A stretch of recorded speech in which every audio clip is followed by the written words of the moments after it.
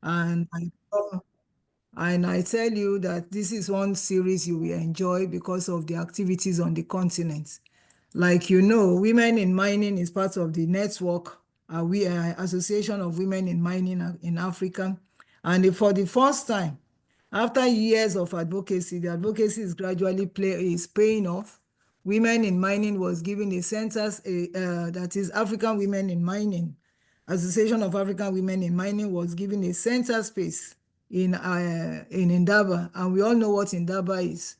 INDABA INDABA is a platform that allows all international, local, domestic people in the mining sector to converge once a year in Cape Town. And I tell you, this year was very fantastic. Women all over united and came stronger than before with one voice, led by Zenzi in Africa, led by um, Barbara Dashinga, led by, different women in mining groups for the different continents, all came together with one voice, and it was so exciting. All meeting, all meeting in camp. Permit me because I'm not from Cape Town, so I'm trying to remember the locations. All meeting in Camp Harbor. Even after the event, the social event was very, very interesting. So this is a very, very interesting move, and we believe that women and men, because now I'm sure when one of our presenters, that's why we brought her in, who is so vast, we'll be talking about the masculinity. We started an advocacy because women were not heard. But when we say women are not heard, we are not asking that merit should be jettisoned. Now that we are being heard, you understand, we must work hand in hand. We need the men to be able to move together. And I'm so proud of the series of things happening on the continent, especially in Nigeria, where we have one of our own who is being elected the the president of Nigerian Mining and Geosciences Society. That's MS Rosudong. That's a big one, and that's a major one. And we are extremely very glad about it. Glad in the sense that, yes, we've had a female president before, but we know the setback the DEI brought in terms of people who don't understand. DEI was never an intention to jettison or ask for women to be put in positions they don't deserve. No, DEI must always go with merit. If you don't merit it, you don't have it. We are not even proud to put fools or ignorant people ahead. And so that is why we do everything possible to develop and train ourselves. So welcome on board for this today's training. Today's training is looking at the geopolitical framework and looking at the gender perspective, to mining. So I wish you a happy knowledge exchange opportunity today, because we are all going to discuss, we are all going to contribute. So it's not just one person speaking. All of us will be speaking together today. So these are some of the pictures, telling their women story. That's their women boots. You understand, where women, white, black, yellow, green, everybody came and we all converged, and it was a beautiful one. Because we have eaten into our time, maybe at the end of the day, we will display the picture, we will show the pictures for people who are equally interested. So I will tell the technical people, Pelumi, please go straight to the slide that talks about women in mining so that we go into today's subject. Pelumi, please, so go into the, show the slide.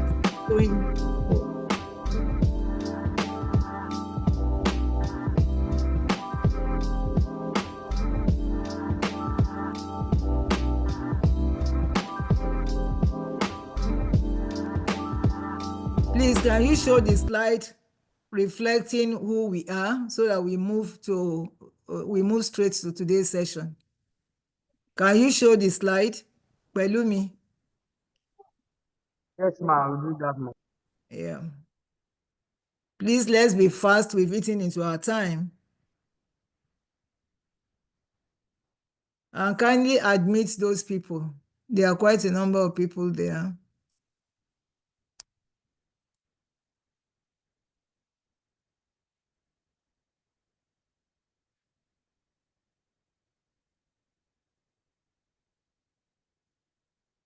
So you are welcome to today's class. Today, for those of us who are joining new, because what I know that most of the people I'm seeing are people who have always been with us.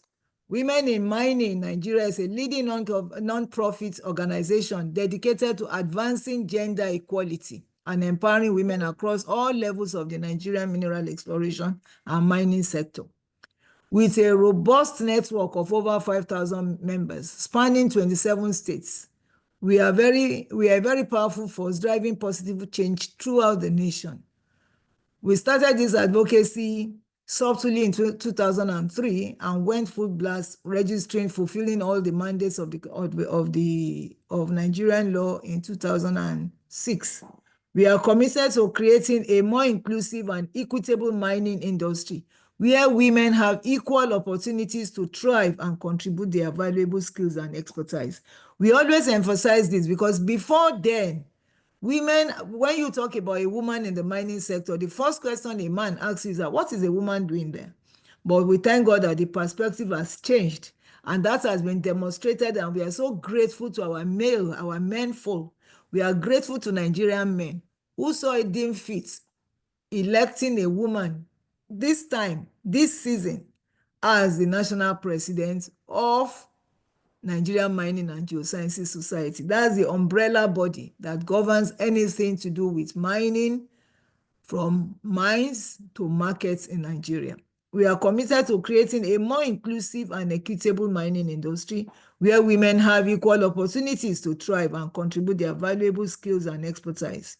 We achieve this through a multifaceted approach that includes capacity building, just like we are doing today, advocacy initiatives, mentorship opportunities, and networking events, empowering women with knowledge, skills, and connection they need to succeed in the mining sector.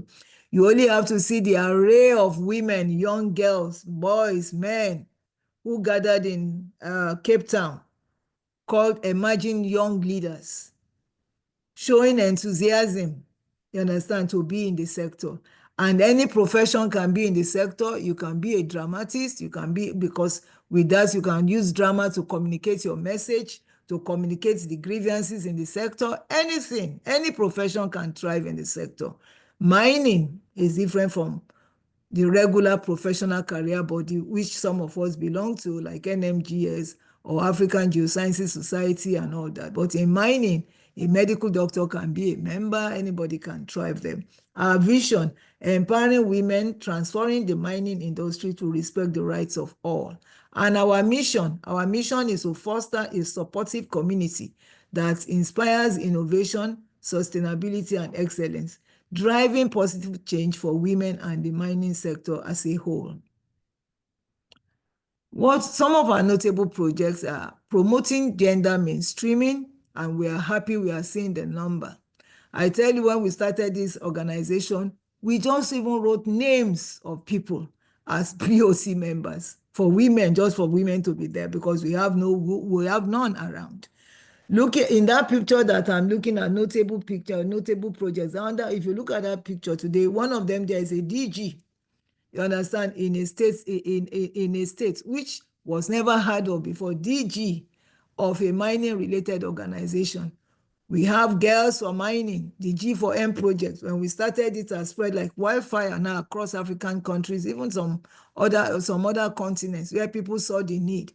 Because for some of us that are old, we can no longer function along the career paths to get to the top. So to make it a successful project, we look backwards to create a generational pipeline by developing a project we call Girls for Mining. Then we have the Mines to Mind. The Mines to Mind is taking those children from the mine sites, those children who are either unfortunate to lose their parents or one thing or the other, took them to the mines.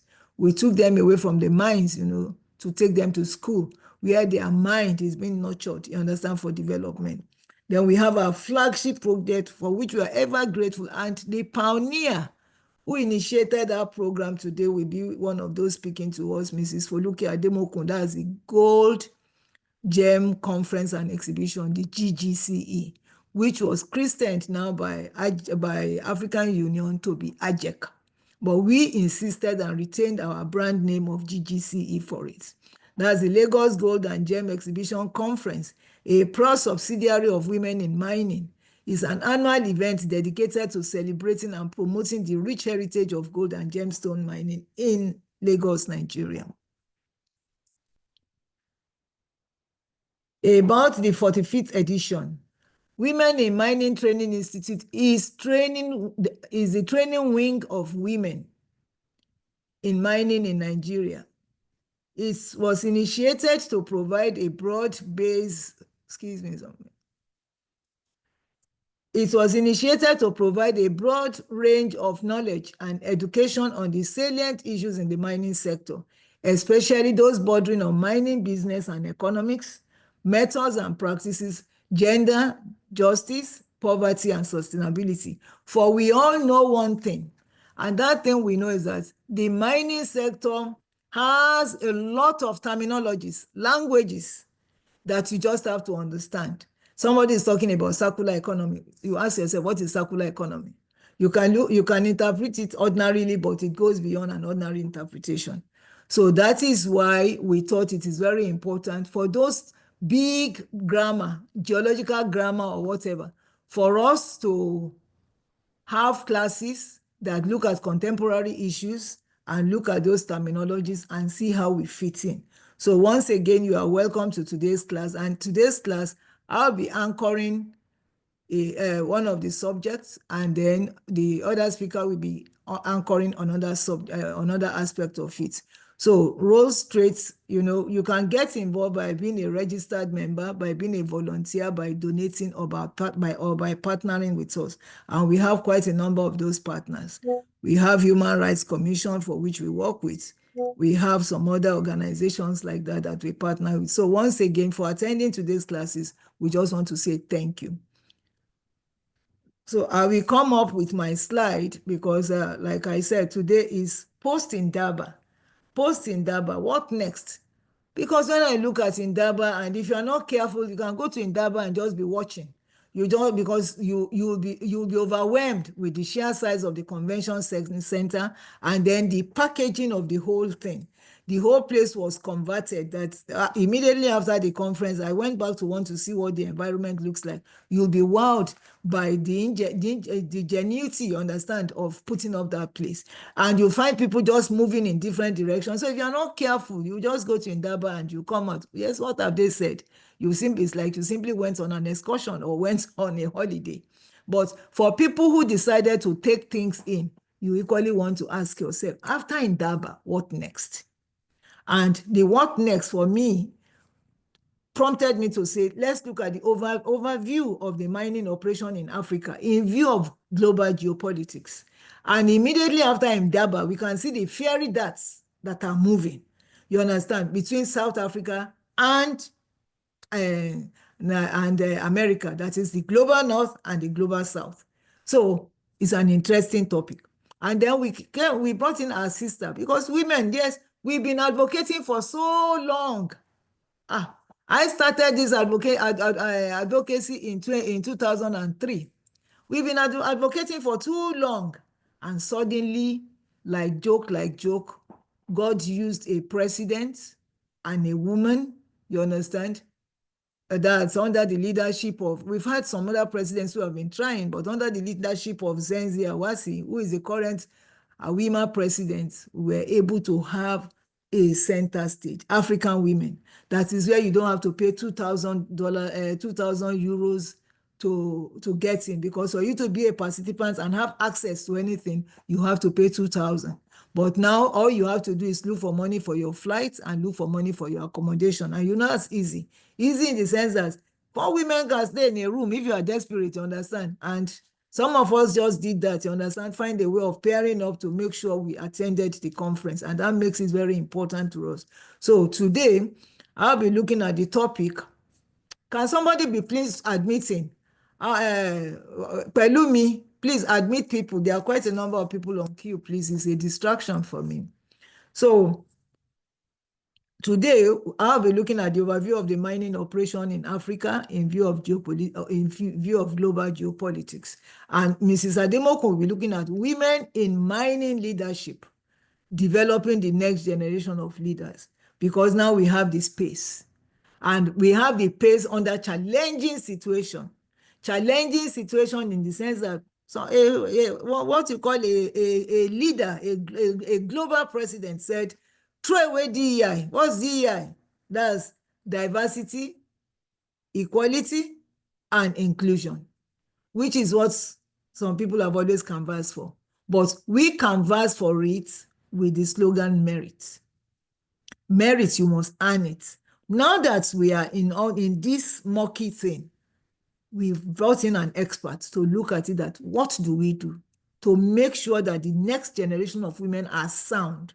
The next generation of women, African women, are occupying positions, you understand, where issues, critical issues, you understand, that relates to development of the continent, global development, are at the table. So I'll go straight to my presentation.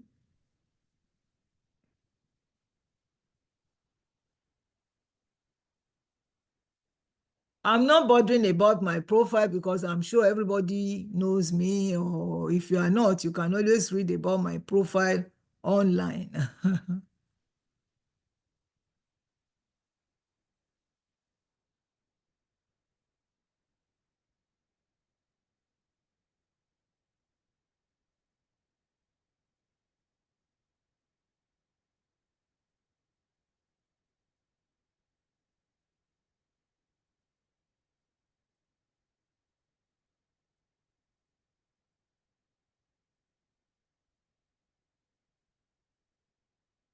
Can you see my screen? Yes, ma'am. Okay. So today we are looking at, like I said, the topic is overview of the overview of mining operations in Africa in view of global geopolitics. Presentation at the 45th Women in Mining Training Institute by Janes Adeyemi, a fellow of Nigerian Mining and Geosciences Society and fellow of Nigerian Society of Engineers and Institute of Management. The broad outline to this topic is, I want to look at the brief overview of Africa's mining sector, importance of mining to Africa's economy, brief history of mining in Africa, and impact of geopolitics on its development. Key mineral resources we have in Africa, which we have dealt with extensively sometime, major mining countries and projects, role of artisanal and small-scale mining. Well, Lumi, please be active to admit him. China's influence, that is, you are looking at the global geopolitical influences on African mining, which is a critical thing to this topic. The China's influence, you are looking at their investment, infrastructure, and strategic resource control, Western interests, Russia's engagement, emerging players, and impacts of global events, e.g. COVID-19, the conflicts, and all that. And then you want to look at country-specific cases, the future of African mining in a shifting global order, challenges and opportunities, conclusions. That is our takeaway. So I'll just go to the fourth slide. The first slide simply display, if you look at it, this slide has been used, and I want to acknowledge Rob Kapati, you understand, who used this slide for the first time on this platform, and there's no point repeating the same thing. It equally is on the web. If you look at the concentration, you can see that Africa is not equally left out, especially when you look at issue of critical minerals. So you can see a lot of minerals, you understand? So we have them in abundance. And you can see why some countries are equally looking at harnessing or taking over some other countries because of the abundance of mineral resources. And then coming to Africa, again, look at the map of Africa. Africa is not left out. That's the natural resources map, where you see the diversity reserves. You see we are reaching of virtually all the critical minerals that the world is looking out for. So I'll go to slide 6. And don't worry, our presentations are always online, so you can always catch them when you want them. Introduction. Africa holds vast mineral wealth, including gold, diamonds, lithium, cobalt, and rare earths, that is, which is called REE. Mining is a key driver of economic growth, contributing to GDP, employment, and foreign investments. All these are statements of facts, which we know. The global geopolitics heavily influences African mining sector through foreign investments. Whoever brings the money dictates how he wants his money to be spent, trade policies, and resource diplomacy. And that is why in INDABA, something was emphasized, which you call regulatory stability. We don't have it. When a particular person comes, they dictate this is how they want it, and before we know it, we change it, to reflect that policy. This policy somersaulting is too rampant. Shifting global priorities such as energy transition and critical minerals are reshaping Africa's mining landscape. For sure, if you look at lithium before, lithium was a waste material. When people are mining and you want to, that is excavation of the overburden, that's the topsoil, you excavate the lithium, you look for somebody who will pack the lithium away, the lithium that suddenly became money. So major mining companies are expanding operations into Africa. If you look at Eramet, for instance, they have a battery facility now where, because labor is cheap in Africa, the resources are there. We are, the regulations are not stringent. Their permitting processes are easy. So, of course, they are streaming to Africa to get as much as they can. There's an urgent call for diversification. Then even we on our continent, so be able to manage the deficit, that is the infrastructural deficit, development, everybody, there's no African country you go to that people are not screaming. I went to Cape Town and I was surprised in the store. The first place I saw it was in Kenya some years back. But when I got to Cape Town too, and I saw that they sell banana, in most of the Indian shops downtown where I stayed, they sell just one banana, you understand? Whereas I'm used to seeing bunch being sold. It could be a bunch of 5, a bunch of 6, you understand? But one banana, you understand? So for sure, we need diversification and industrialization, do you understand? And be able to process our minerals. For what? So that we can have good life in Africa. Because I will, as much as possible, simplify my languages for us to understand what we are talking about. What's the importance of mining? The importance of mining cannot be overemphasized. You have the economic benefits of mining. Because when you mine, you will earn foreign exchange. You sell your products. Or companies who come or who are mining. So one way or the other, you understand, because there's transaction which is going outside, that is, you are exporting, you are taking out, you understand, you make some good money. Then and I'm sure for those of us who are in Nigeria, I know about 2 days ago, people were celebrating that, oh, our external reserves, you understand, has gotten to 40, is it 40 billion or $40 million? But at least it has gotten higher. So that's an indication of growth. Then revenue for government, because you know that government will always charge royalty, taxes, all manner of taxes, and these are incomes, you understand, and by government, which government uses to service the needs of his people, meeting the obligations of the people, the state obligation. Then employment opportunities, where you are mining, definitely, employment generation, opportunities, diverse kind of opportunities, both direct and indirect opportunities comes up. Then you have industrial development. Raw materials, for instance, so many secondary industries are able to stream up when you have raw materials, access to raw materials from mining. Then value addition, you are able to add value.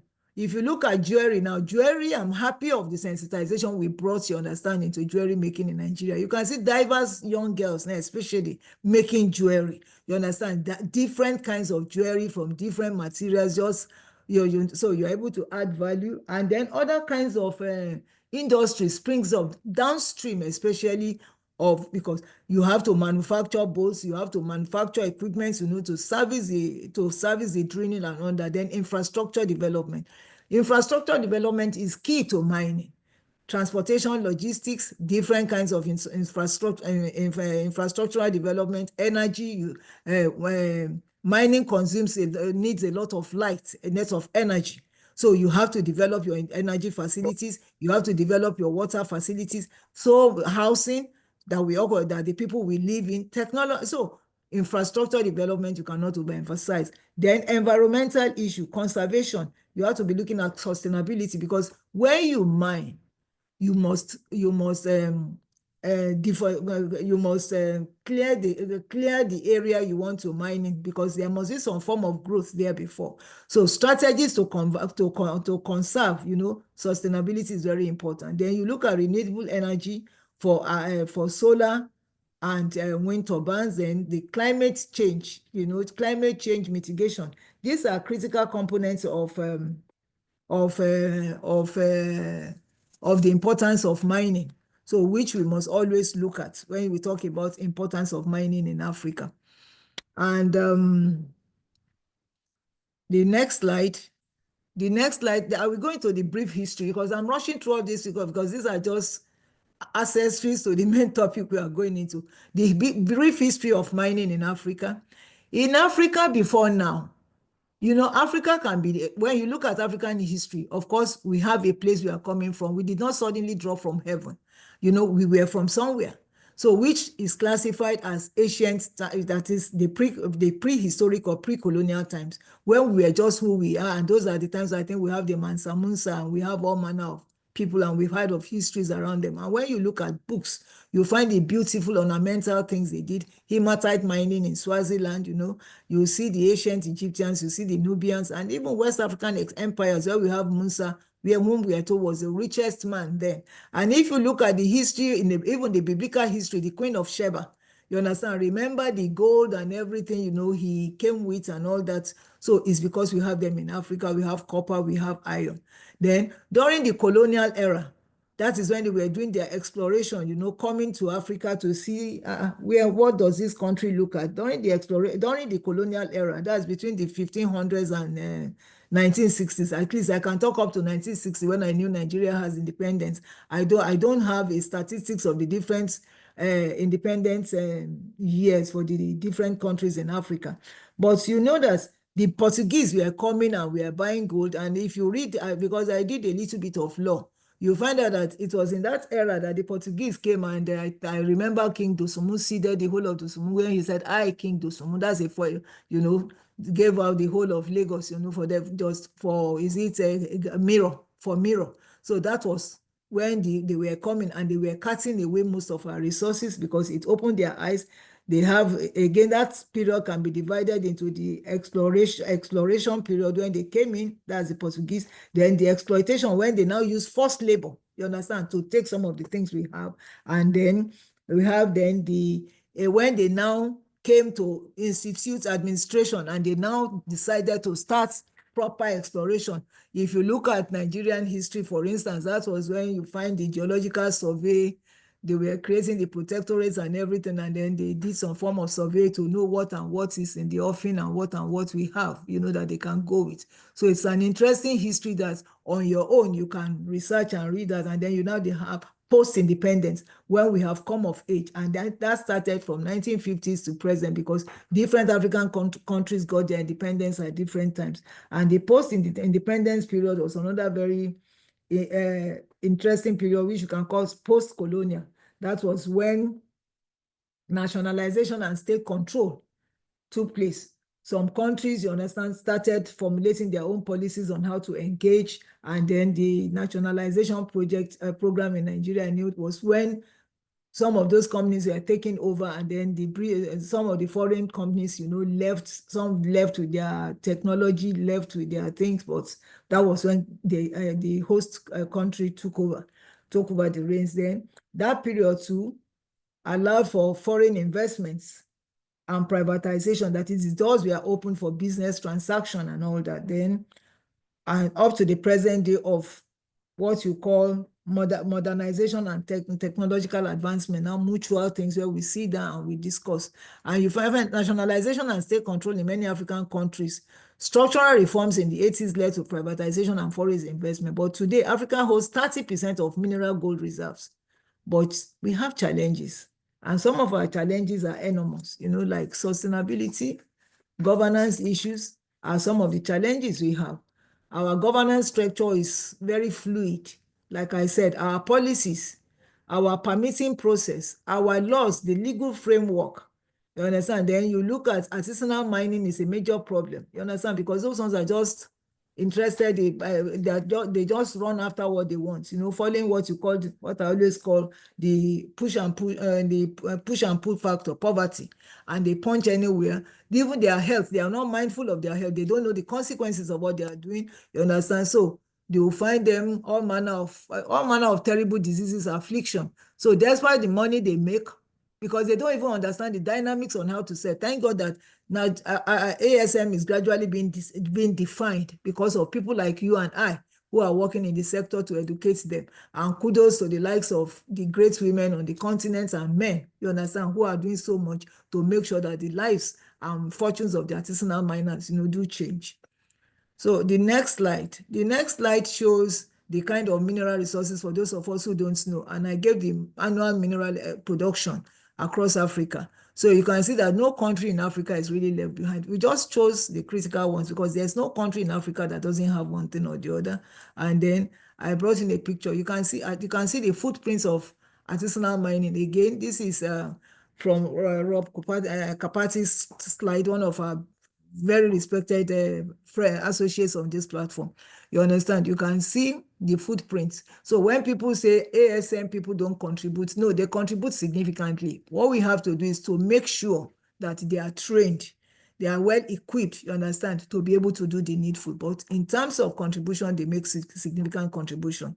And it's been accepted all over that yes, they make contribution. So mining landscape continued. Artisanal mining supports millions of livelihoods, but faces challenges, like I said, lack of regulation, safety, and environmental impacts. Then the manual ground level, local knowledge, they have none, financing, no access to it, environmental considerations, they don't care anything. They'll tell them mercury is not good, they use mercury, tell them gold, all they are just after is the money because they have limited education. But that is gradually changing because of quite a number of people who are working in the sector. The global geopolitical influences on the African continent. This is where we are. And we want us to take note of this so that we discuss this and have what we can call takeaways. China dominates investments in infrastructure and mining, securing strategic control over critical minerals. And if you go to DRC, Zambia, and South Africa, you see them. My first trip to Zambia, at the airport, I was shocked when I saw Chinese in uniform. As immigration officer or whatever, I wouldn't know what they are, but wearing, you understand, working there. And on further investigation, you know why? Because they've given us so much. They have their investments to protect And that's the extent to which Africans have gone. And they have absolute control everywhere. And their control is not even limited to large-scale mining. They are in ASM. They are everywhere. And you all know in Nigeria, for instance, during COVID, when we were locked down, that in Zamfara, we found quite a number of Chinese guys, you understand, who are working and lifting goods. And Chinese don't care about your policies. All Chinese is interested is, let me give you money, you understand, and take away your product, which Yoruba we always call, you're back on the floor, you understand, take money, you understand. So the thing is that that is China for you. Then the Western nations, what did the Western nation do? I won't bug you with all the things. They came up with all manner of security strategies around finished products. They came up with standards. You understand? All these things, how beneficial are they to Africa? Until Africans learn to formulate their own policy for their own products, you understand, dictate their own terms. Because if you look at the Western nation, they have what you call the ESG, that is ethical sourcing. They come up with a way of, you understand, they came up with different things around ethical sourcing, where you look at the blockchain, you look at responsible sourcing and tracking, that is ITT, you look at critical mineral security, you look at border tax regulations, you understand, so that even when you do something in another country and you bring it to their own country, you understand, the carbon footprint of that material will be looked at, and then the taxes. So in a way, you find out that if Africa is not careful, Africa will just continue to remain a ground where mineral resources are taken and of no benefit to them. Russia uses resource diplomacy to strengthen political and economic ties with African nations. Investments in Russian investments in Africa is growing, especially in the last few years. And you can find a new group coming in, and they tactically started an event called Future, that is in Saudi Arabia, you understand? So the Arabs too are coming in. So Africa is like a poaching ground, where everybody comes, and they are under the emerging players.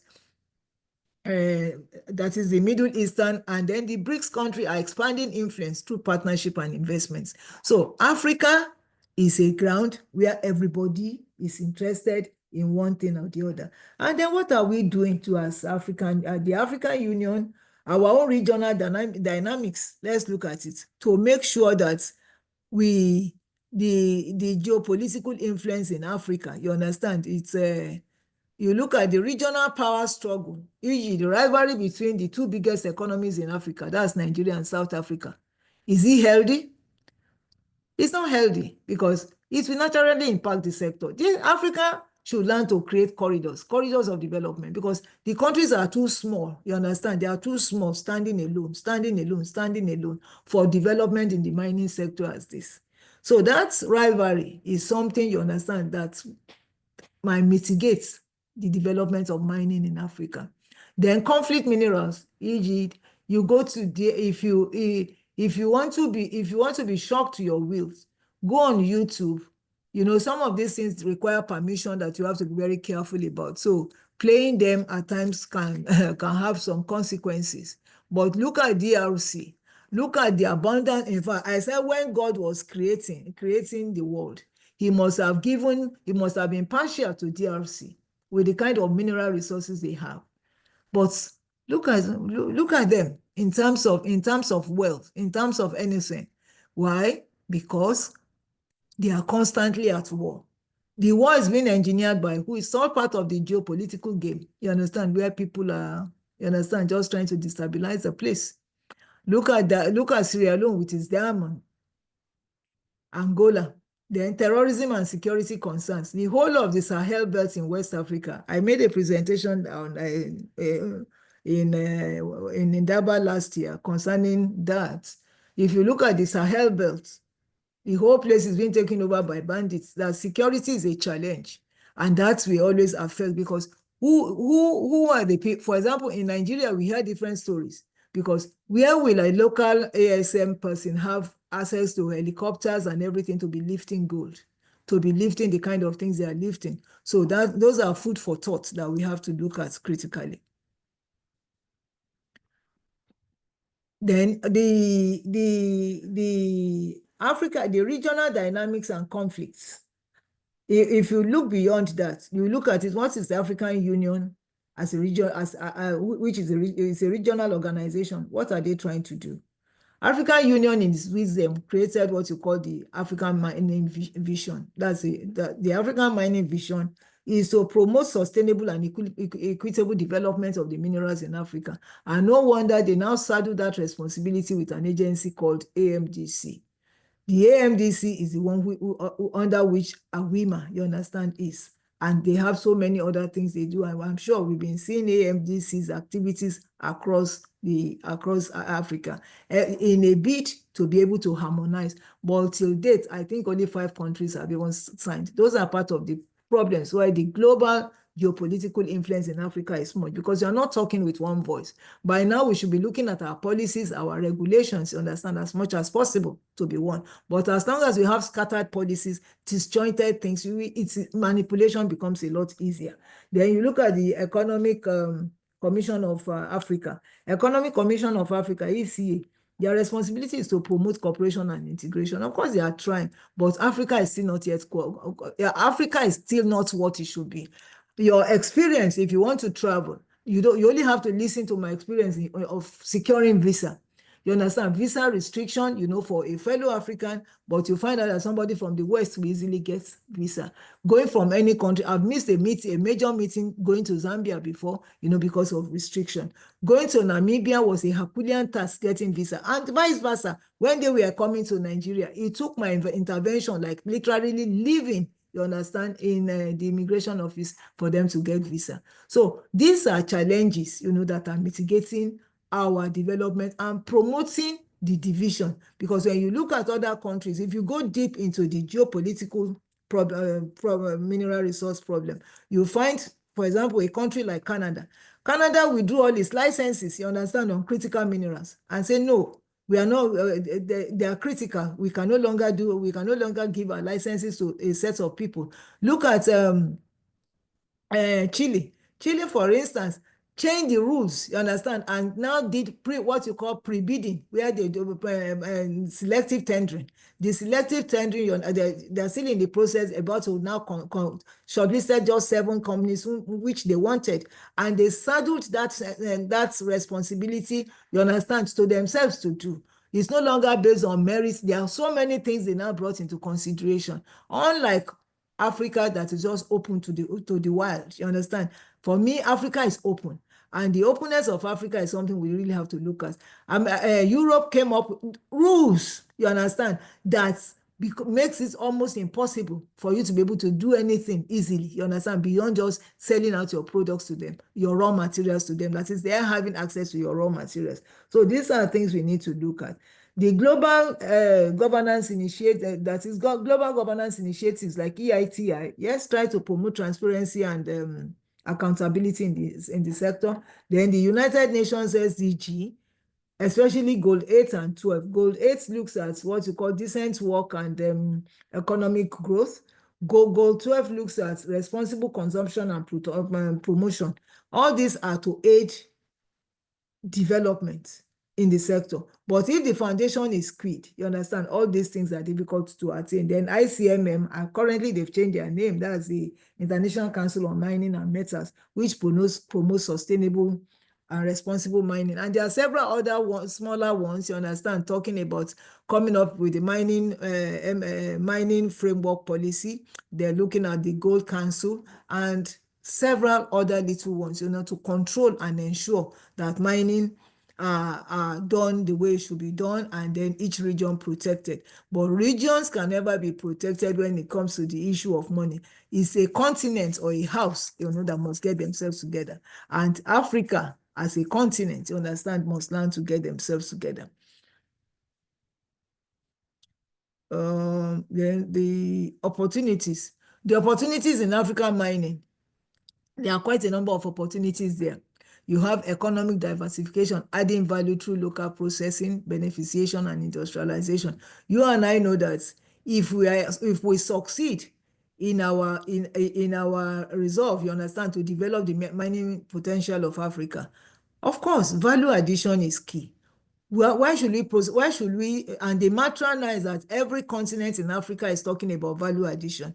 But unfortunately, are we going through it the way we should? You understand? In West Africa, minimally, I expect about 2 or 3 corridors. You understand? Between Togo, Ghana, and Nigeria, there should be a corridor, you understand, for growth. And then the other end to a corridor, and then maybe the northern part of Africa, a corridor. That is the northern part of West Africa. Let's just even look at West Africa as a block.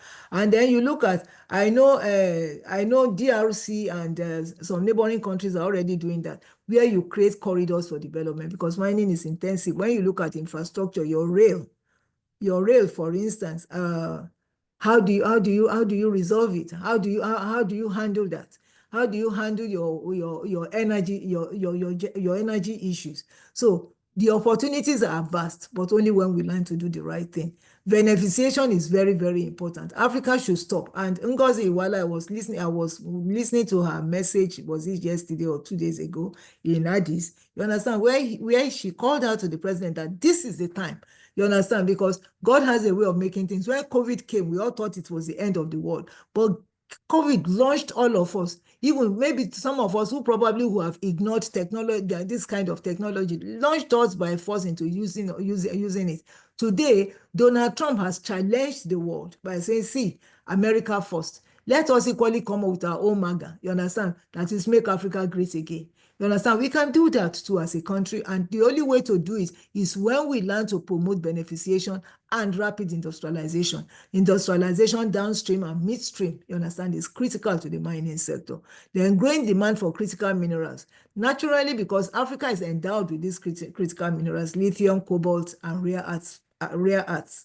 You understand? If we position ourselves as a global player, I tell you that we will earn sufficient foreign exchange from it. Then the regional integration and trade after. Enhancing inter-African trade and collaboration to strengthen the mining sector is what I've talked about extensively because it's very important. We have AFTA on paper, it's working in some sector, but it's not working well. The reality is for us to first of all tackle the issue of migration, the transportation, the logistics, and movement of persons. When we have restrictions placed on one another, how can we trade? How can we attend conferences? How can we do anything? Africans must be able to go into any country, in and out, you understand, without all these visa restrictions. I'm not saying the doors should be completely porous. No, you can do visa, you understand, on arrival. But the process where we allow some people to profit illegally, you understand, from visa, then where's the cost of doing the business itself when virtually what you have has gone, as bribes, to understand. So also unscrupulous officials, you understand, who work, because I have my own facts, I have my own experience, you understand, in getting my South African visa. So I'm not just talking out of the blues. So these are things we need to look at, because when we say yes, we are doing visa online, we are doing this online, it's not good enough. Let's make it so unattractive, you understand, for anybody to want to profit from it, and make it easy for people to be able to move. Only then can we address some of these things we are talking about. And then our goods, that is when our goods, you understand, goods cannot move without the owner. Good cannot move without promotion. So these are very important. Only then, you understand, we will be solving the external forces, you understand, external countries, you understand, that are trying to poach and keep Africa, keep there and take. I'm trying to choose my language to be careful and extort the mineral resources, from Africa. Then country-specific case. I'll just run through some country-specific case. South Africa. South Africa, when it comes to mining, with what I read in their journals and what I see them do, like their Transnet, they now have a railroad, third-party railroad, you understand, that can help them move bulky materials from sites, from their mining sites to where processing sites and things like that. So South Africa is doing well. But what are the consequences of the fiery darts, between South Africa and America?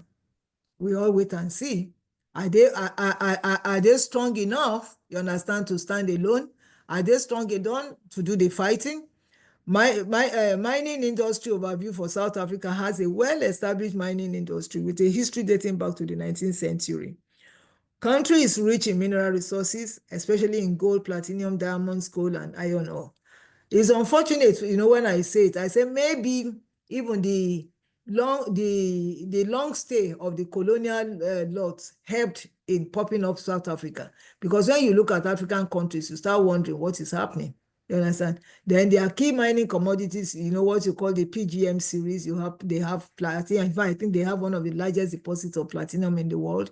They have gold, they have diamonds, coal, and iron ore, and some other minerals. The major mining companies, you have the giants there, Anglo-American, BHP, Glencore, Impala Platinum, and Sibanye Stillwater. Then there are challenges. Of course, their gold reserves is declining. That means they have to go deeper. If they have to go deeper, and that is more expensive, then they have lots of labor disputes and increasing cost. Then opportunities, growing demand for platinum and palladium, and the development of new mining technologies. Going into South Africa, you will see that there are quite a number of new technologies. You understand that South Africa is a base, and they have a conglomerate of quite a number of large-scale mining companies, unlike most other African countries. DRC, that's the Democratic Republic of Congo. The DRC has vast mineral resources, including copper. In fact, they have the largest deposit of cobalt in the world, gold, diamonds, and coltan. The country's mining industry has faced challenges including corruption, conflict, and lack of infrastructure. The corruption story I don't have to talk about. If you go on paper or if you go on YouTube, you will see massive corruption. Even billion dollar property, left by the former president, and desolate, just wasting. You understand? Major mining companies are Glencore, China, Molybdenum, Ivanhoe Mines, and Rangold Resources. Challenges, corruption, of course, then conflict, perpetual conflict, and lack of infrastructure. They have no infrastructure. Opportunities, growing demand for cobalt and copper, and the development of new mining projects. Ghana. I'm sure we all know that Ghana was called Gold Coast before the name was changed to Ghana. Ghana has a long history of mining, with gold being the dominant commodity. The country's mining industry has faced challenges, including environmental concerns and community relations. Then the key mining commodities are gold, diamond, bauxite, and manganese. The companies are Anglo-Gulf Ashanti, Goldfields, Newmont, and Gold Star. Challenges, environmental concerns, community relations. They have what you call the Galamsey. I think they've been banned. Now that's those people, their rate of devastation is something serious. It's either I think they've been banned now or formalized, and declining gold reserves. Opportunities, growing demand for gold, and the development of new mining projects. Then Nigeria, my home country. Nigeria, of course, we abandoned Nigeria to go for the low-hanging fruit, which is crude. You punch and the oil comes up, so you don't have any wahala. In fact, in our country, we stopped refining. We are so eager for the money that we can't wait for those processes. We just make sure we sell. So our refineries were not working until maybe recently, when the current president came in and is trying to do so much. So our history on mining frizzled off with the interregnum, because we built our wealth around resources before. That's mining resources and agricultural resources, but unfortunately we lost all of them. Nigeria mining industry is relatively underdeveloped, despite the country's vast mineral resources.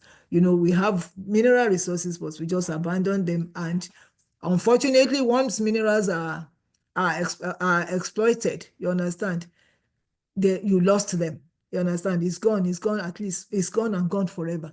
So we left it, for the artisanal miners and small-scale miners to poach and just do all they needed to do with it. So the industry has faced challenges, including lack of infrastructure, corruption, and security concerns. Key mining commodities are iron ore, coal, limestone, and gold. And now we have lithium. You understand? It's been found that we have abundance of lithium, especially around the Kogi, Nasarawa, and Kogi, Nasarawa, and Kwara belts. Major mining companies, you have Dangote, you have Bua, you have Segilola, you have Etazuma, and quite some others, but not necessarily. Aside Dangote and Bua, who are extremely large scale, you understand, because they are mining cement. The other ones are what you can call medium scale mining company. Challenges, of course, we don't have any mining infrastructure. Even then, the other infrastructures we have are declining, but I know this government is doing so much to make sure that he builds on the infrastructural to close the infrastructural gap. Then corruption and security concerns, of course, we know of the Boko Haram because we fall within the Sahel belt too in West Africa. So then the opportunities, growing demand for construction materials and development of new mining projects. The current administration is so committed, you understand, to developing its mining potential in Nigeria and diversification. This started with Obasanjo regime, and every other government that came in after that have built on that vision. And I hope Nigeria will be able to get its acts right. So conclusion, the role of African, conclusion, my takeaways are Africa holds immense mineral wealth, critical for global industries and energy transition. No doubt about that. Everybody knows that, so it's no story. But what do we do? Geopolitical shifts impact mining through investment, flows, trade policies, and strategic competition. Competition will always be in life. Even within a household, people compete, not to talk of continent by continent. Everybody wants, and you can see what is happening now. People are fencing up. That's why you have what you call MAGA, and that's why I'm equally calling for African MAGA. You understand? The Asians are protecting theirs. Everybody is protecting. Canada is even protecting theirs. So we must equally protect our own frontiers. Challenges like resource nationalism, infrastructural gaps, and ESG must be managed effectively. Yes, if we don't, we just find out that, again, we become a graveyard, you understand, where everything is taken. And mining can be so devastating in terms of environmental degradation, destruction. You understand? So that we find out that people call us shithole, people call us all manner of names because we didn't develop our country. And we have the experts, we have the brains who go out. Yes, we have skill gap, but we can multiply, we can develop, you understand, if we put our efforts to it. So our strategic recommendations for stakeholders, governments are to implement stable policies. Policy somersault is too much. Building policies around ourselves. Our legislatures are too weak. Our legislatures are self-centered. Our legislators run after money in Africa. You understand? Rather than protect the rights of the people, protect the rights of the continent. You understand? And these are things we need to look at. The somersaulting are things that shouldn't, you understand? When you don't have stability, the risk around mining is too much that nobody wants to come and put a huge investment, you understand, in it. And then beneficiation must be promoted at all costs. Industry players must invest in technology, sustainability, and value addition to maximize returns. If you are mining, for instance, you must do all those things. You must invest in technology. Then regional bodies must strengthen trade integration to reduce dependency on external markets. The role, please, can you mute? Dr. Okoro, can you kindly mute? The role of African leadership. The African leaders must advocate for fairer trade terms and control over critical mineral value chains. And this specifically, I put this point because of Europe. You understand? If you look at our mineral resources, for instance, those of us that are professionals there in Nigeria, we cannot even write a report. We cannot write the reports, you understand, that you can take. You cannot write a report that you can take to an investor because why? They will say we don't have JOC certification. To have that, you need a $250,000. Who has a $250,000 to put down easily? You understand? So that is why our leaders in Africa, you understand, what we are trying to do now with AMREC, led by Okunlola, Arishekola and co, must be promoted. We must have our own. It's what we call our own. If all African leaders agree that we are okay with AMREC, we use AMREC, you understand? And then we use that to negotiate. It's the minerals in our land. America cannot claim to be Nigeria, to be Africa today. Likewise, Africa cannot claim to be America. So if we put down our feet on what we want, you understand, we get it. Drive policies that ensure economic diversification and industrialization. This is very key. No raw materials, and I'm happy that every country in Africa is trying to make that pronouncement, even though they don't have what it takes, you understand? Because if you say no raw materials should go out, and people have these materials, and there's nowhere to sell it to, no company is using it from them, they must find a way of getting it out. So that policy is something, you understand, that we have to work on. Then we must foster innovation, promote responsible mining practices, and partnership that benefit Africans' long-term development. When you want to foster innovation, it starts from young. I tell people that our school curriculum has to change. We have to change it. We have to look at, because some jobs are dying fast. They said about 190 something million jobs will be lost, and another 90 will be introduced. But among those jobs that will be lost, you understand, we should stop encouraging such courses. We should go into innovative things, you understand, that we meet the challenges of the age we are into. So that will be able to help us. Then responsible mining practices is very important, where we make sure that ECG reports, the impact of mining on the environment is thoroughly studied, with the implications on the people. The community must be carried along. The concept of CDA must be well understood and completely different from CSR. You understand? So all these things are things we have to look at to benefit the community where we mine. So it is not that people should mine, take the good of the mining and leave crisis behind. Africa's mining future depends on strategic positioning, responsible governance, and leveraging its resources for sustainable growth. In my own opinion, that is what it needs. So when you look at the geopolitical implication, you can never stop politics. Everybody wants his own country to be more powerful than the other. What's the cause of the battle between America and China? You understand? The economic battle is for superiority. What's the problem between Russia and Russia and Ukraine? It's a battle of supremacy, the battle around resources. But when you develop, when you strategically position yourself, when you have good governance, you'll be able to mitigate some of these challenges and make sure that at the end of it all, Africans come up strong, African comes up wealthy, their livelihood is better, poverty is reduced, and then the wealth of an average African man is improved. You understand? So on this note, I stop. When it comes to questioning time, maybe we take the second presentation at the end of it so you can pencil your questions, because I have to cut this. This is a very extensive topic, so I just came up with the salient points. So at the end of the day, if you ask questions, I might be able to answer some of the questions. Once again, I want to say thank you, and I'm using this opportunity to call on Mrs. Ademokun. I will stop sharing my slides so that she can go straight to her presentation, but permit me to read her profile, you understand, before she comes up. So Pelumi, can you put up Mrs. Ademokun's CV? Yes, ma'am.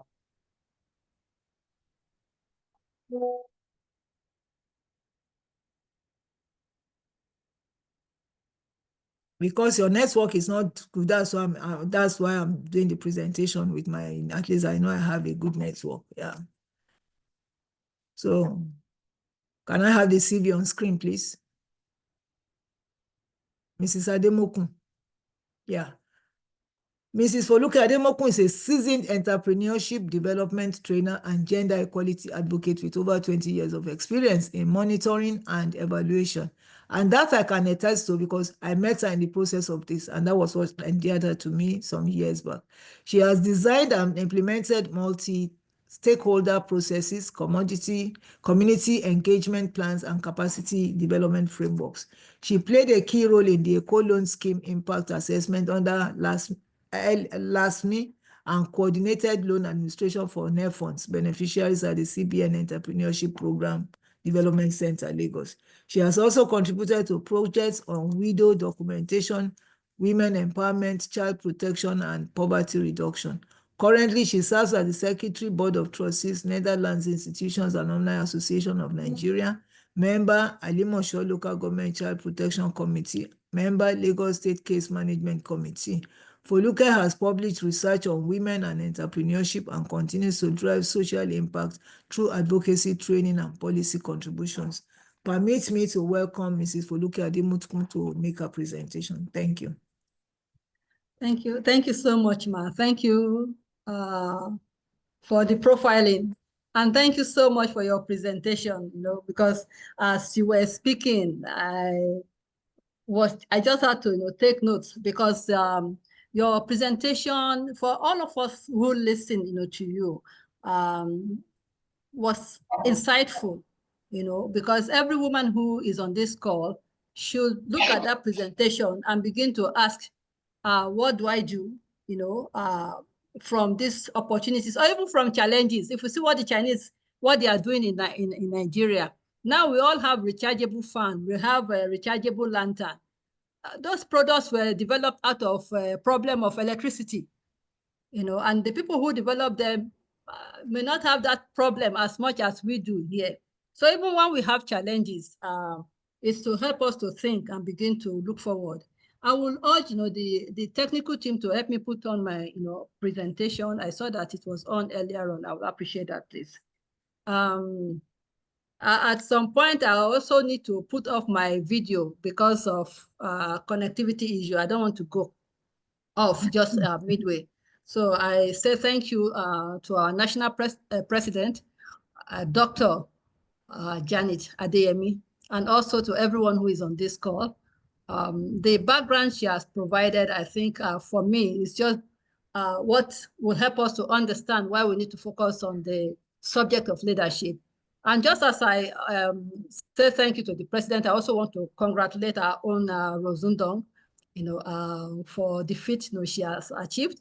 We are so proud of you. I don't know if she's on this call, but even when she's not on this call, I'm sure at some point she'll get to hear that as members of this association, we celebrate her.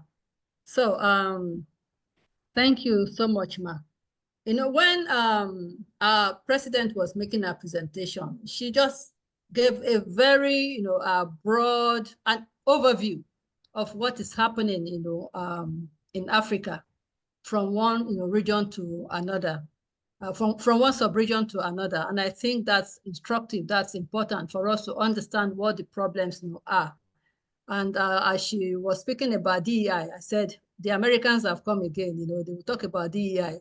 I don't think there's a problem with DEI. Maybe the approach, to it, that's what the problem is, because there must be unity in diversity. We all have equal talents. We must be able to recognize that. If we want, like the SDG says, leaving no one behind, we must be able to identify each person's potential, skills, knowledge, and see how do we all work together. And that's very important when you're talking about leadership within women in mining. You have given us very broad, range of what is happening across Africa, different sectors, the problems that we are facing on the continent, maybe from even country to country, level. So leadership is not just about taking up a space in an office. Leadership is about, leading. It's about taking action. It's about change. It's about influencing. So that's why it's important for us as women to understand what the processes are and see where do we fit in. How can we galvanize ourselves as women to do better on our continent? And that's why we are here. And I like one word that Engineer Adeyemi used, intentionality. We are talking about leadership because we want to be intentional. We want to be intentional. Without intentionality, it's going to be business as usual. We'll just be going around the same circle. We talk about it and nothing is happening. But I just hope that at the end of this presentation, and based on what she has said earlier, every one of us would look for where to function and how we carry ourselves along. In Africa, in Nigeria specifically, I've noticed that people want to go it solo. They don't even want to do bilateral, not to talk of multilateral. But from studies that I've seen, when you talk about group formation, it has helped women to achieve more. Women achieved in the past, they used to achieve much more than when they did it individual because of cultural issues. It's easy for you as a woman to say you are going to your association meeting than to say, oh, I'm just going out. And we have seen that, group associations have always helped women, to prosper in their business because they form a network of buyers, of suppliers, of supporters, of trainers, of mentors. And that's what we want to use our own women in mining Nigeria to achieve. I'm not going to say something new. We all know for people who have been consistent with women in mining, we have seen that whatever I'm going to even share with us is something that has been happening. She talked about girls for mining, for instance. She talked about the Gold and Gemstones conference. She also mentioned some other projects that women in mining has been involved in. And that's how to build leadership. So I'll just go, my presentation will be how women in mining can develop the next generation of leaders. What are the challenges confronting women leadership? and how can we strengthen women leadership? We are concerned about the next generation of leaders because of sustainability. We cannot, eat up all of the resources that we have today at the detriment of the future generation. There must be a way for us to develop a succession plan that will help us hand over the baton to younger ones and make sure that this association outlive individuals. Something caught my attention that I also would want to share, and this is my first slide. And it says, feminism isn't about making women stronger. Women are already strong. We are already strong. So this is about changing the world perceives our strength. How does the world see us as women, either individual or in a group? Even amongst women, how do we see ourselves? I have heard several times, they say women do not support women. Women are their worst enemies. Those are perceptions from some quarters. I don't know how many of us on this call hold that same perception or a different one. So I just hope we hold a different perception. We are not people who think that women don't help women. Women don't support women. Because I tell you, men, they don't support themselves also. I've seen that in experience. But they don't make an issue out of it. They don't make a song out of it for the whole world to say, oh, men don't support men. Men, they fight themselves. But they do it strategically, and at the end of the day, they celebrate whoever goes in. So I don't want to pay too much attention on the mining industry because Engineer DME already gave us background information overview of how the sector runs. But the thing I want to point out here is that the industry is traditionally male dominated. You have more, maybe you have women in that sector, but they are at the ASM level. You don't see what they are doing because their contributions are not quantified. They do not have, a voice, either individual or collective voice, to be able, to get involved, in decision making. Women are not so much in decision making, and just that's the power play. That's how it is. He who pays the piper dictates the tune. The people who run the mining sector, because it's the sector involves a whole lot of investment, and women don't have access to such resources. So men control, they dominate that environment. And that takes us to the question of access to and control of. Right now, we have access to the sector in one way or another, but we do not have control over the assets in that sector.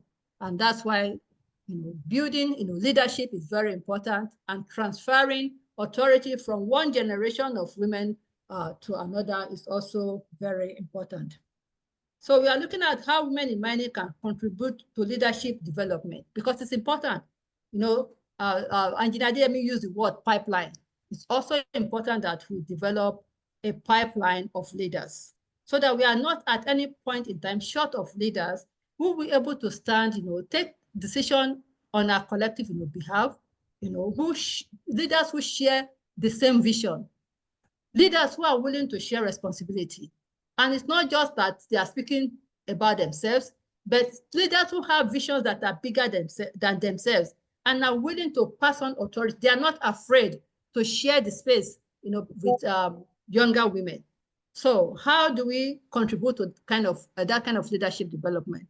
We talk about creating succession plan for women in the mining industry. Now we have the Women in Mining Association with women from all walks of life, professionals, miners, whatever. We heard when Engineer DME said that even if you are in theater arts, you can be a member.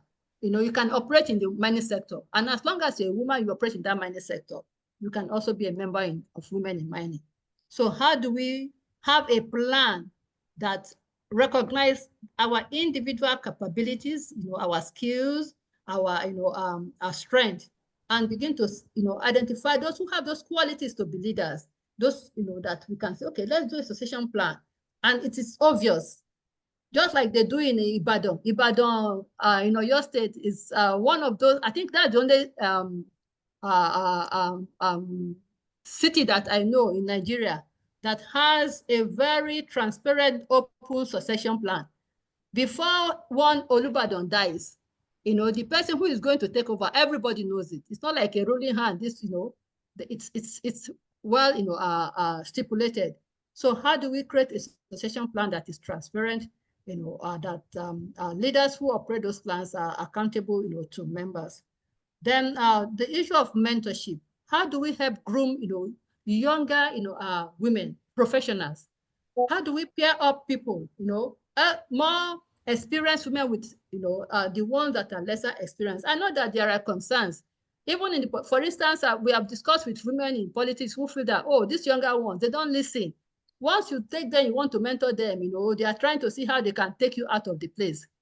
Maybe their concerns are genuine, but if there is a structural way that we mentor people, it will help us in helping to develop capacity. Sponsorship programs. We talked about, she just talked about the guests in mining, for instance. Guests for mining, the program. So how do we get sponsorship for such programs, so that girls from that younger age, we are grooming them, we are helping them to find interest in the mining sector. And as soon as they get involved in it, they also want to get involved in the leadership. They want to take leadership. They have a voice to speak, on behalf of our guests at the first level, then on behalf of, whatever categories of membership, that they belong to. So how do we build that capability? Because if you do not have a voice, there's no way you can help or you can contribute to decision making. Skills development and training. She just talked about that. She outlined a range of activities within the mining sector that we can get involved in. So if we want to build leadership, how do we begin to create programs that people can, oh, I want to get involved in the upstream sector of this mining? What kind of training? Is there a way that we can share, do a schedule of programs? Yes, we see this quarterly or monthly training programs. That's just one of it. But there could be other ones. She just spoke about the conference she came back, through. How do we get the information, that people prepare together? Maybe not one or two persons going. How do we, create a pool of resources, just come together? Like she talked about sharing accommodation, like, oh, we go en masse because we are interested in the leadership. Without training, without skill development, our leadership can be equivalent. So how do we build ourselves, begin to train ourselves, access training opportunities in preparation for that time that will be opportune, to be leaders and to contribute more? Support networks. That's one area also that we need to look at if you are talking about leadership. Because in some sectors, you see maybe younger women at the middle age, because they have issues, with reproductive matters, they are not able to, advance, the scale of their profession. They are not able to, climb the ladder, the career ladder. They can't do it because maybe they will need to drop out because they have to take care of children, take care of family. So what program do we have in place as women in mining? Because some of those people could actually have that capacity to take us further. But if they dropped, midway, then we will just, lose them, and the gap, will be there. So we need to bridge, the gap. And one area is to see how we create support networks across chapters within, women in mining, encouraging STEM education, career awareness through the G4M, through some other programs that other people may suggest, advocating for inclusive workplace policy, leadership, visibility, and representation. And I think kudos to Engineer Janet Adeyemi when it comes to advocating for leadership, visibility, and representation. She has indeed invested, in that, trying to make sure that she pull younger ones. At least I remember, if not for anyone, I remember the case of Chejiri, how she has been pulling her, from one conference, to another. And she has always said it in meetings that we need more Chejiris.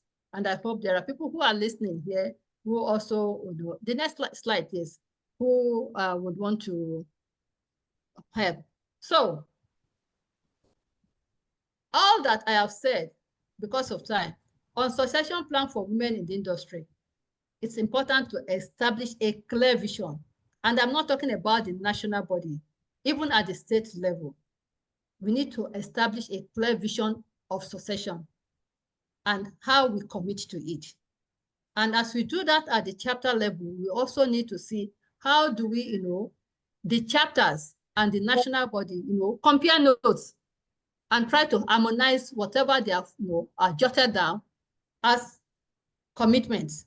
Because at this chapter level, your vision cannot be different from the national vision. We only have one vision, but our commitment to the vision, may vary from chapter to chapter, but we all need to come together, compare notes and see how we have shared commitment, shared responsibility.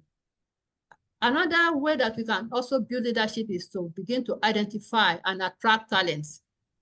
There are, a whole lot of women doing different things. Please, when we get to know of anybody that can be a member of this organization or that is a member that is doing well, please, let's be involved in profiling so that we share it. It does not in any way make us less than who we are. I remember when we talked about the Lagos Gold and Gemstones conference at the time we started. We're in a meeting and I just recognized, okay, there was somebody who was enthusiastic, about, conferencing and doing all sorts. Okay, you be the chair. Because when people show enthusiasm and they are ready, to do something and they have that skill, we should just, support them to express that, capability. We don't have to, one individual does not have to hold on to all of the activities. Because this leadership, building leadership is building a vision that is bigger than yourself.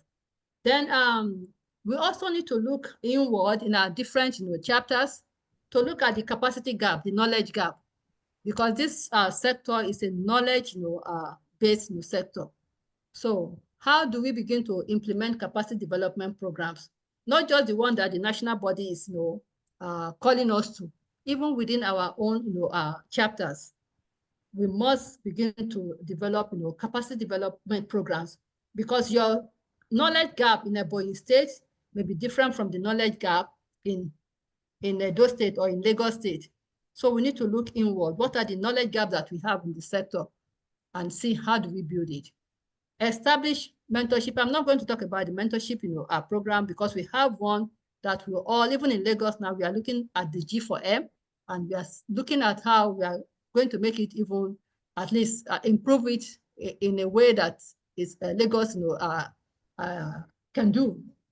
Lagos is the center of excellence. So that's something that on our own part, we are looking at.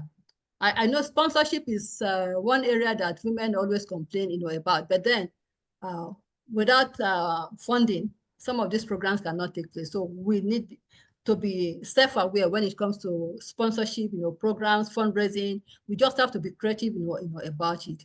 And let's also remember there are existing documents like the WE policy, the Women Economic Empowerment, policy.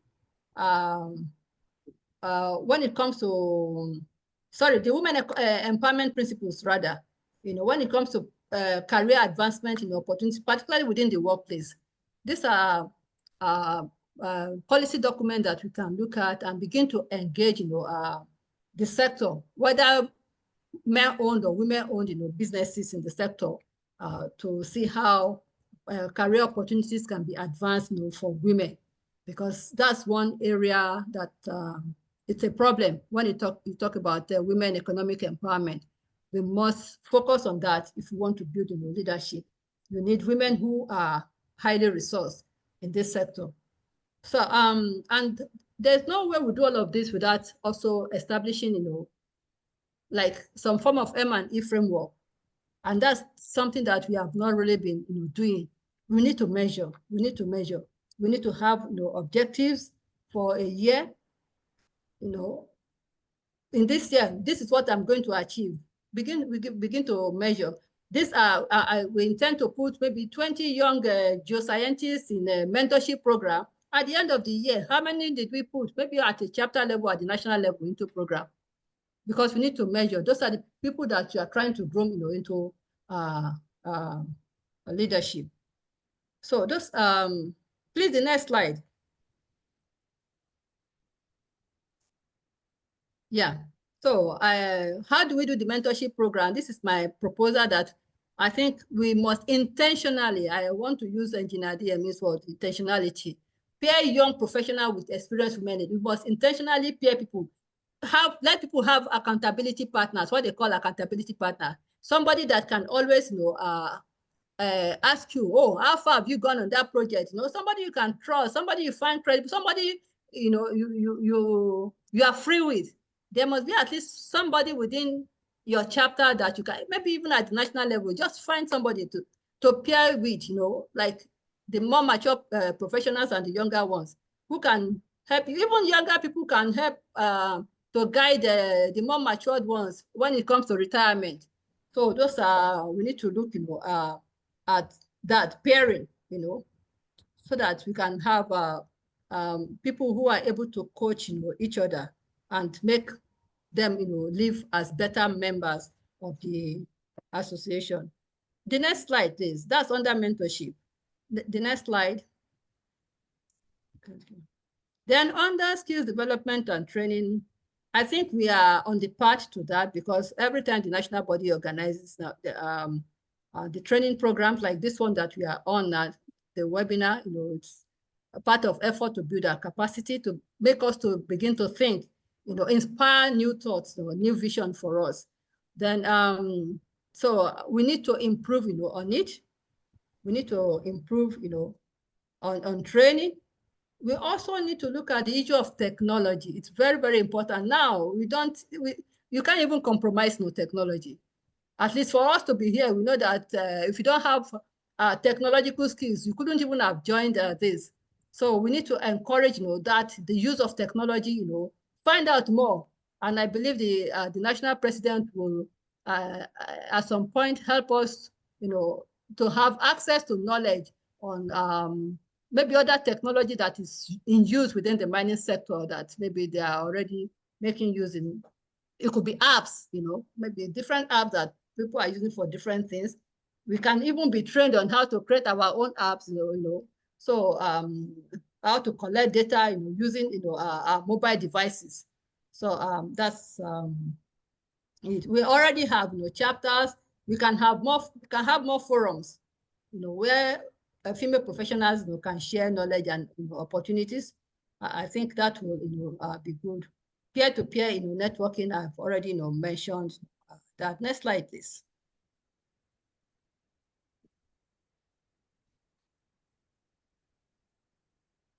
Then, when we talk about STEM education, I think that's what we are doing with the G4M.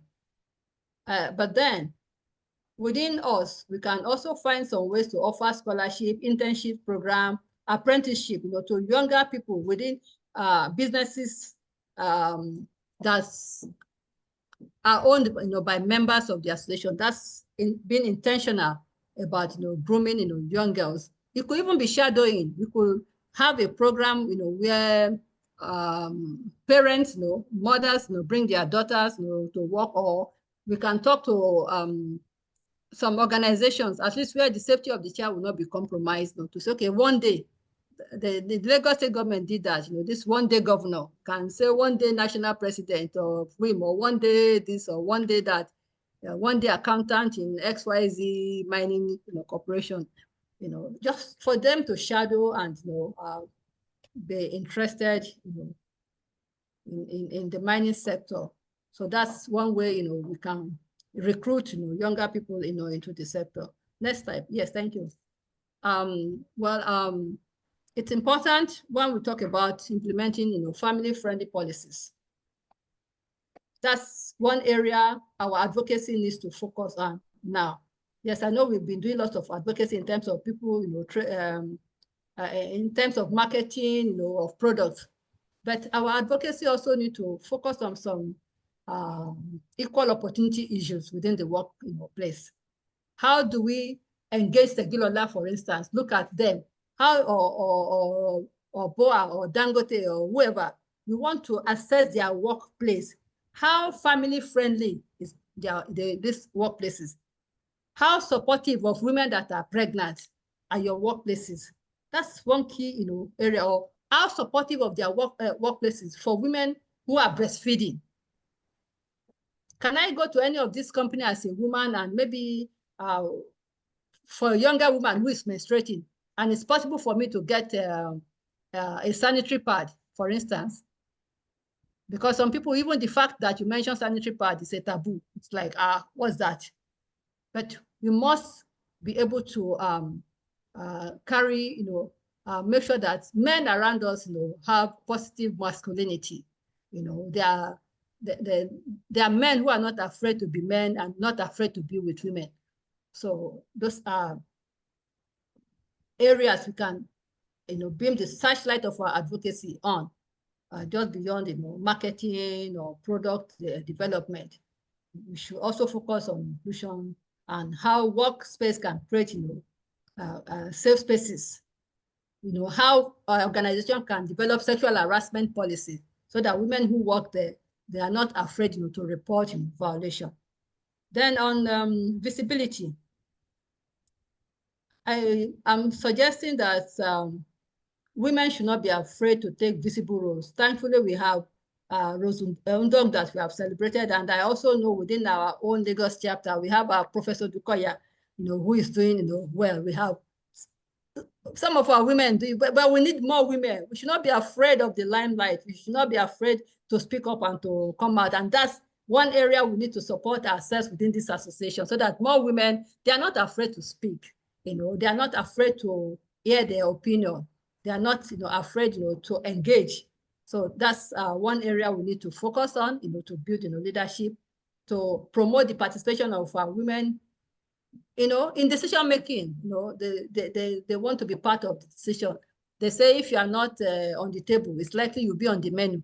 So we want women to be, at the table. We want to share success stories. That's why anytime, and I know Engineer DME is very good at that, trying to, this person has done this, put it out, and everybody is congratulating. And when we see also in our own chapter that are women, we share it, this person has, it's to the benefit of all of us.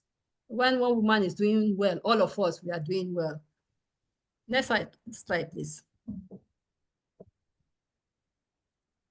So our advocacy should also, take us, to the area of community engagement. Because of cultural issues, there are times that people within particular community, they don't understand, but we've had issues in the past in Lagos State where our female sand miners, were not quite happy with what was happening, locally. And we understood that because of culture, it's like, the women cannot contribute to the decision. But thankfully, they took, the gauntlet by the horn, and as we speak, we're able to resolve, the discrimination, the passive discrimination against women sand miners in Lagos. And I think every chapter should take up that responsibility to engage and to educate the communities around them on women empowerment principles. Even when I say community around them, it could be workplaces, organizations, not just local communities where you have the ballets, but in different workplaces, because education is very important. And part of visibility for us is also doing something that the communities will appreciate. Wherever community we operate in or we are in, we must find a way to make sure that some of our activities, they get to benefit the communities around us. That's where when we are talking about women empowerment or women leadership, it will be easy because they have seen what we can do as women, how we can contribute to the success of that in our community. So when you're talking leadership for women, it should also involve community engagement. So if there's any chapter represented here that has not in any way reached out to their community, I think that's one thing that we need to consider to see how the community around us perceive us. What benefits, what advantage are they getting? Because we should also know that community have resources. So the better for us when we are able to engage with them in a way that some of the resources they can also, we can also leverage community resources to advance our cause. And don't forget that when we talk about leadership, we're not just talking about being leaders in this association. We want women in this association who are going to be, ministers, commissioners, who hold political offices. We shouldn't shy away from that because when you hold political offices, you are able to decide, what happens to women. You have an understanding because you are a woman. You will have an understanding because as a woman, you have operated in this sector and I know what the challenges are. So we should also use this platform to promote and to support women who want to go into larger society and hold their sway, speak on our behalf, represent us effectively and efficiently. Next, please. So I just want to draw a conclusion here that without building the strength, the capacity, the knowledge of the younger ones here, we cannot have leaders that will represent us as women tomorrow. It is very important that for us to shape the future of this industry that we are in, we develop the capacity of the Gen Z, if I use the Gen Z, or maybe the millennials or whatever level that is lower than, where you are. You need to develop their capacity and give them a voice to speak. And how best can we do that? But rather through mentorship, through training, through advocacy. Advocacy helps, us to change the attitude, the beliefs, the behavior of people. There are practices that, are not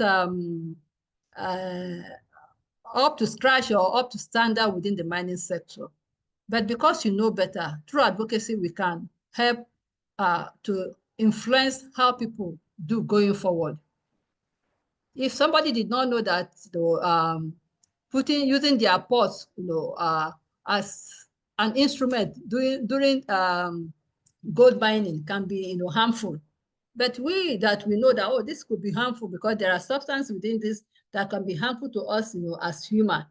Once we do the advocacy to them and let them have that understanding, we begin to see that, oh, nobody will carry their pots, their cooking pots, where this, nobody will take a child or nobody will go into a site without wearing their helmet or without, having their coverall all on, without wearing a mask. So advocacy, takes, a whole lot, help us to make a whole lot of change. And the advocacy is not just about production. It's also about how people perceive women, how we make communities to be transformative in a way that people will begin to see that there's no difference between a man and a woman if they want to go underground. Because there are, even amongst us as women, there are women who think, oh, I beg, live underground for, it's because we don't have the technology. If I could sit in my room and I press a button and drill down into an underground, tunnel to get what, nobody will query that. And that's why knowledge is very, very important in this sector.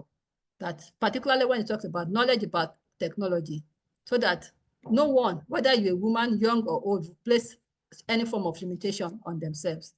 And most importantly, we need to encourage people to develop inclusive policies. Policies that accommodate the needs, the priorities, the differences between men and women at the workplace.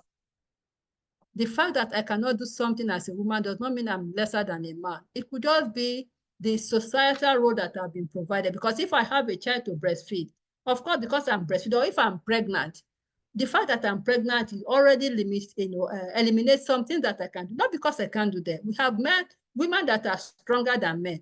I'm sure most of us here have heard about men who said their wives beat them. So I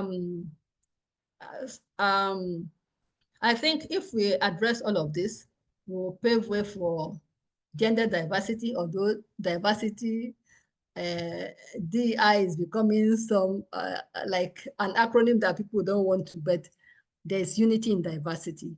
We are all built differently. We have different, skills. So once we can harness that in a way that is acceptable and proper, I think the benefit would be to the sector because mining processes will be sustainable. Thank you so much. Thank you so much. I don't expect less, and this is what endears When a lady knows, you can see me, I was just busy posting your slides. So don't the way when you are presenting. I think everybody, whether you are in the mining sector or anywhere you find yourself, find something to take away. And it really resonates exactly with what we are trying to do, succession pattern. Like I told somebody, and I've always said it, in fact, I was chatting with Mr. Ojeka this very early this morning, and that was the subject. I said, I'm praying to find somebody who is extremely committed among the young ones. You understand? Because succession is very important, but you must be willing to give your vision, your dream to somebody who is willing to receive. The funnel must be wide enough for the person to want to receive. And you and I know the pressure of this generation is money. You understand? Money. Whereas some of us has been in the trenches doing this thing, no salary, nothing. You just do what you think you need to do. You understand? So we pray to God Almighty to guide us. But you have mentioned very, very salient points. Mentoring. Mentoring, and I will always refer to something which I just want to add to your mentoring thing. Mentoring is not automatic. And I always like to use my Bible as my reference for some of the things when I discuss like this. The Elijah equilibrium. Elijah was well anointed, and Elisha desires it. But he has his oga thinking, oh, because I've been loyal to you, because I have served you, you understand, you will just automatically give it to me. But the man said, if my mantle falls, and you know when I'm being lifted, and you pick that mantle, with that mantle, you will have power. That tells you that there's something called commitment. There's something called focus. So if somebody wants to be mentored, I'm ever so privileged. I was in NMGS, and the moment I saw one of my ogas, I went down on my 2 knees, and some people were surprised. I said, how else do you want me to greet Professor T.R. Ajayi, for God's sake? Professor T.R. Ajayi, Professor B.D. Ako, Professor Rahman, Professor Adegoke. All those ones are forever, they are forever part of me. Because as an undergraduate, I will go to site with them, and that was where that unconsciously, that thing was deposited in me. Number one, to pursue entrepreneurship, even better than they did, because they were doing into academics, committed to academics, but doing consultancy for the university officially. And that was where the seed was sown. You understand? And then I picked what I call commitment, loyalty, penchant for good work. You understand? From my Professor Ako, who was my supervisor then. You understand? So life, I want to ask the young ones here and the elderly ones, we must be intentional about mentoring. And then those who want to be mentored must be intentional about receiving it. You can't remove that word intentional from anything you want to do. If you don't have the intent, we're going nowhere. It's not going to be successful. And supporting one another. Yes, men do disagree, but they easily forget. Maybe the way women are wired. I equally use this opportunity to speak to our audience today that women, we have gotten to a level. We must continue to forge ahead, for it to be good. We must continue to forge ahead, and I'm happy with whatever is happening globally, whether it's DEI or anything. It only tells you that there's a place of merit. If you work so hard and you work reasonably hard, you understand, you will be recognized. So merit is equally very, very important in whatever we do. So on this note, I want to say thank you, Mrs. Ademoku, for your presentation. We will share it, in fact, the slide. The secretariat, just make sure, and the communications team, make sure you share each slide a day, you understand, for some time, so that people can really, really assimilate. They are well researched, and I want to say thank you. You understand? So thank you so much. So I want to use this opportunity, the few minutes left, to ask if you have questions, can you indicate, the first presentation, the second presentation? If you have questions, can you indicate so that we take it up? Yeah. Anybody with any question, please? Indicate by signaling your hands or something. Any question? Maybe contributions. Or contributions or questions, whichever. Any contribution on the first topic? The overview on the geopolitical of mining operations in Africa, and the second presentation.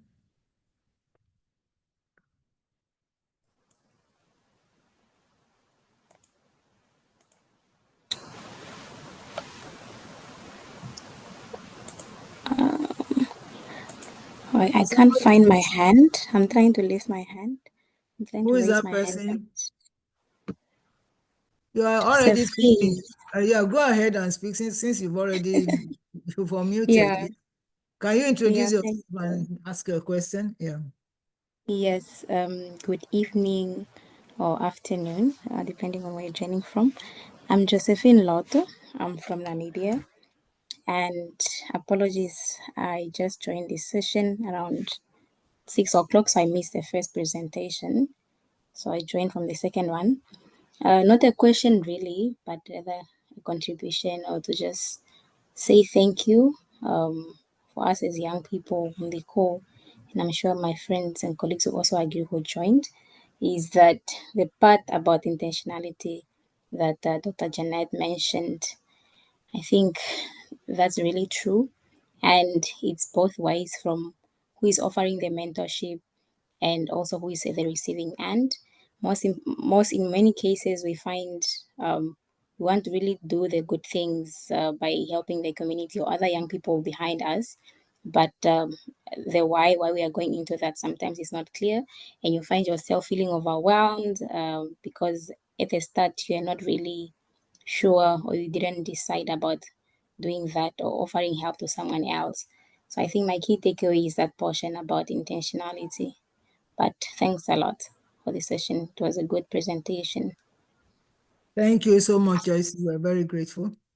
Any other contribution? Mrs. Olani, are you there? I thought I heard your voice. Any other Good contribution? evening, ma.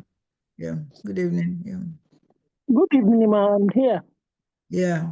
Any contribution? Thank you so much. Nothing much, just to encourage us that women in mining has been doing a very good job. And as you have said, we will not stop. So that whatever we are doing, we move into the next generation. Thank you so much to the two speakers. And from all indication, I want to conclude that we still have a lot to do. God will help us. Thank you. Thank you so much. In fact, the presentation, Mrs. Ademokun's presentation was, and I just said, Lord, help us. You know, that's like setting an agenda. So God will help us. Yes, Matsepelo, you have the floor. Unmute her, yeah. Good day, everybody. I trust that you are all well. This is just to express my gratitude from South Africa because both presentations are so relevant and key in terms of someone who is moving from a property background into the mining environment. I've learned so much and I just wanted to say thank you. Also to ask how can my company partner up with you in terms of mentorship and being part of the member signing up that you indicated in the beginning, Madam Janet. Thank you. Thank you so much. Women in mining is part of our women. And I tell you that in South Africa, you understand, because the rule according to African Union is one country, one win. So in South Africa, you understand, after I will take your contact, just send me I will share the email, you understand, of the national president in South Africa, We are all doing exactly the same thing, and then we all have a meeting point, which is AWIMA. So if you join through your South Africa route, you will meet me in AWIMA, and then in AWIMA, I am the director in charge of communications and partnership. So we can talk further, but you have to be a member of your own country. You understand? And then number two, to be a mentor. Yes, that can happen anywhere, because we work with Data Mind, for instance, have agreed, you understand, to train some of our undergraduates, not necessarily even young ones, you understand. So likewise, if you have anything to offer in that wise, we are glad. Like I said, please, my email is our email is displayed on the chat box. Please get in touch with me, or you quickly chat me, you understand, after something we can stop and have some chat and push forward. But in South Africa, if you're in South Africa now, the best place to be, honestly, is the mining sector, because the presentation from your Minister of Energy and Mining and the Mineral Mining Council was so excellent and interesting for anybody to want to be in that sector, especially you can be in your real estate and still be providing infrastructure, because I know they want to really expand the infrastructural base. They've just done the Transnet, that's the rail project, which they're asking people to subscribe to, and so many other things. So I think it's a sector it's nice, to add it to your portfolio. Thank you. Thank you. Well noted. Thank you. Yeah. So in the absence of any other question, I want to seize this opportunity to thank everyone who participated this week for being here. At the peak of the thing, I think we got to almost 56, despite all the activities. The NMGS have just ended. People will be traveling down. So traveling back to their respective locations. I want to say thank you and thank you. God bless you all. God be with you. See you same time next month. We organize these classes once every third Thursday of the month. So next month again, we'll be coming up with another interesting topic that has to do with this sector. Thank you and God bless you all. Good night. Amen. Thank you. Thank you. Thank you. Good night. Mrs. Bye. Ademo, Thank we are you. very Bye-bye. grateful. Thank you. Yeah, thank you. Yeah. Thank you. Thank you.